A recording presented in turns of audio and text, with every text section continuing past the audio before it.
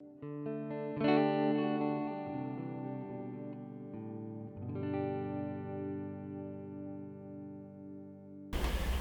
back. Today we're going to tie a Light Cahill dry fly.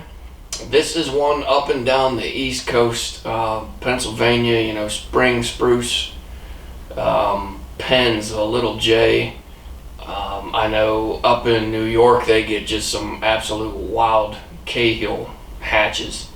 So this is one that you definitely want to have in your box.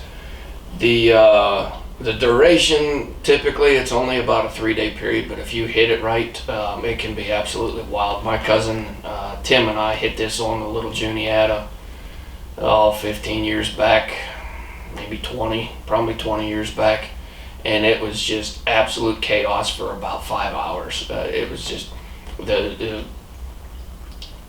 the biggest goal was to get the fish off, dry your fly off, and get it back in the water because they were just blowing it up. Then you go back the next day and done, completely gone. Maybe catch some spinners here and there, but that'd be about it. But anyhow, important fly to have in the box for the folks on the East Coast, should you hit this hatch during that absolute blizzard. So typically late May, early June for us in Pennsylvania, and then obviously up and down earlier for some, the further you go north a little bit later into the season. So we'll go ahead and start with just a quick thread base. This is gel spun 50. Just get our thread down. Take that back to the barb of the hook, and then I'm going to advance a little bit forward. I'm going to tie my tail in first on this. This is just a light ginger Hackle stem. I'm going to take 4 to 6, 3 to 5, somewhere about that. Stand them out directly to the side, like so. That way they're all going to be even, and then just pinch those off. This is what we're going to use for our tail. So you've got nice even fibers going back. Slightly longer than the length of the tail, or the length of the hook. Let's go probably 1 1/4 times the length of our hook, and then I'll just get these tied in, get those secure, and then work that right to the front, covering up any excess. And then I want to tie in my wing case, and you can see those tails right there. They're all splayed out. They look pretty nice. They look pretty natural. You can take the extra time if you want and really tie them in to where they have the split tails and everything, and you can if you want. I'm not going to. I do on occasion here and there, but not as a regular practice. Typically it just takes too much time for the benefit that you get. Now some are like the spring creeks and whatever it may be, to where they are really dialed in on the fly. I will, but for the most part, I would say 95% of the streams that I fish, they're probably not inspecting a fly that much. Now if you have really low water conditions and it's really clear when you're fishing them, sometimes that will help a little bit. But like I said, 95% of the time, that's my tail right there. It takes 5 seconds to tie in and you're good to go.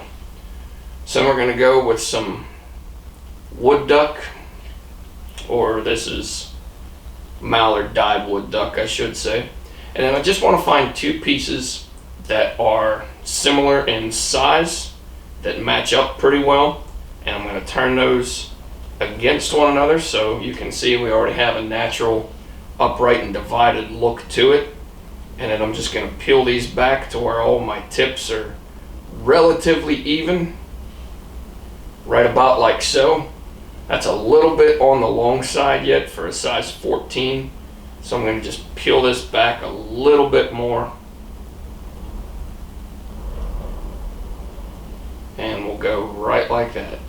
I'm going to take and leave those stems a little bit longer, as you can see right there, and then that's going to be my upright and divided wing set.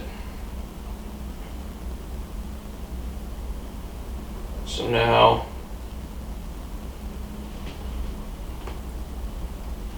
going to get these in here, get the length that I want, roughly about like that. By the time I stand them up, that should be, yeah, that still seems a little bit long actually. A little bit long. If it were 12, it would probably fly. 14, not so much. I'm going to trim those, I'm going to peel those back just a little bit more. And I don't want to get a ton in here. That looks pretty good right there. So I'm just going to capture these, make sure that they're staying right on top of my hook. They're not rotating on me at all. So we're right on the top, everything's set and good. And then I just want to peel these back slightly and get 1 or 2 wraps right in the front. And then I want to work this back to where it meets my tail, or the section that I tied in for my tail, I should say. And this is just helping with my taper on the fly. I'm going to cut that just short of where my tail starts. Stay with me here. Cut that just short of where my tail starts, and I'm just going to smooth that out the rest of the way back, giving me a nice clean taper, a nice clean transition to go forward with my body. Now before I go into tying in the body portion, I'm going to stand those wings up slightly. Not spending a whole lot of time standing them up just yet. I just want to get them in the general vicinity of how I want them. I'll clean those up the rest of the way as I move forward, but as you can see, there's already kind of a natural upright and divided portion on that wing. I can run some thread and everything through there a little bit more to make it more pronounced if you want. I'm not really going to get that picky about it. The biggest thing that I worry about here is the taper on the body. That's the biggest area of concern, as you heard me talk about it plenty of times on dry flies. That's my biggest area of concern. That and hackle length. Hackle length's probably another one, which is a good transition into what we're going to get into here right now. We're going to tie our hackle in. This is a light ginger. Let me see here. You've heard me talk before on my dry flies. For my standard dries, not the parachutes, the standard upright divided, your typical like in the Catskill style of dry fly. This isn't the true Catskill, but it's in that style. I undersize my hackle, so this is probably going to be looking at like a 16.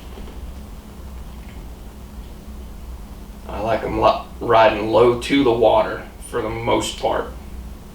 So I'm going to tie that hackle stem in, get 1 and 2, and then I'm going to go in front of my wings and catch that remainder right there.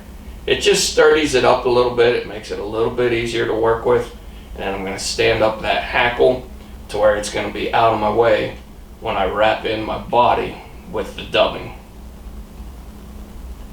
So for the dubbing on this one, I'm going to have to try and pick through what I have or what I could salvage for my Light Cahill. The pups decided to get into my dubbing dispenser a while back, and that was the result right there. That was the result. Kind of just, they had themselves a good old time, I guess, but kind of made a mess out of the dubbing. That's alright, we'll pick through this. Maybe we'll give us a little color breakup or something. Oh well. Alright, so very, very light on the dubbing. Very light. You want to barely be able to tell the difference between your dubbing rope and the actual diameter on your thread. Very, very light. So I'm going to add just a little bit more to lengthen this out. And I want to take this right to my wings. So now it's just one wrap right in front of the next. Won't capture any of that.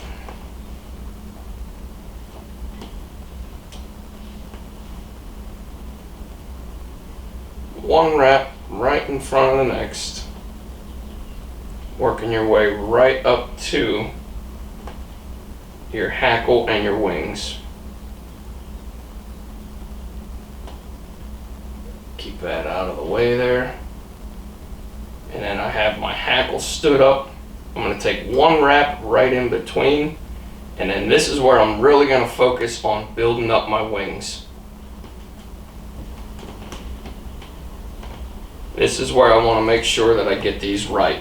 So I'm going to stand my wings up, and I'm going to get a wrap with the dubbing right in front of them.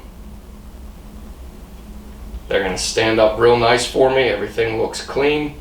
Everything's how we want it. We have a nice divided wing set right there. Now the last thing that I'm going to do is just take and wrap my hackle. This is a pretty long piece, so I should be okay without the hackle pliers. And then I want 1, 2, I cut a piece of that Woodduck there. 1, 2, it's borderline getting a third, but we're going to put that in there. We are good to go. And then we'll just clean this up.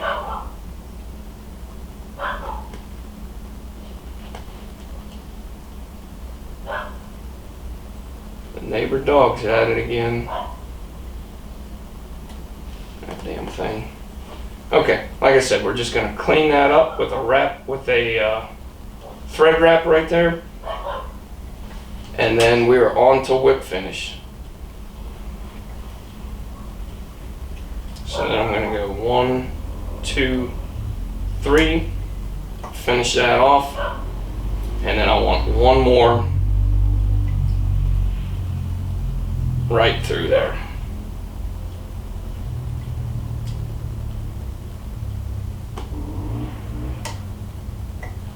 There we go.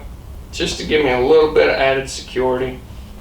And then I have one fiber right there that got a little far forward, and then I caught a little bit of Woodduck, a shorter piece right back there that I want to get out as well.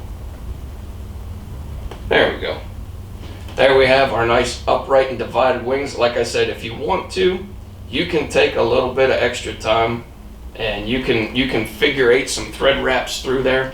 It'll clean that up a little bit, but honestly I don't really feel the need to. And then they make Light Cahill thread. I haven't had it in years.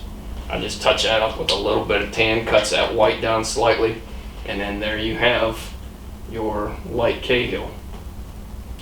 Quick pattern, easy pattern to tie, one that you absolutely want to have if you're fishing up and down the Appalachians, late spring into early summer, depending on water temperature, time of the year, and all that stuff. But put all that stuff away.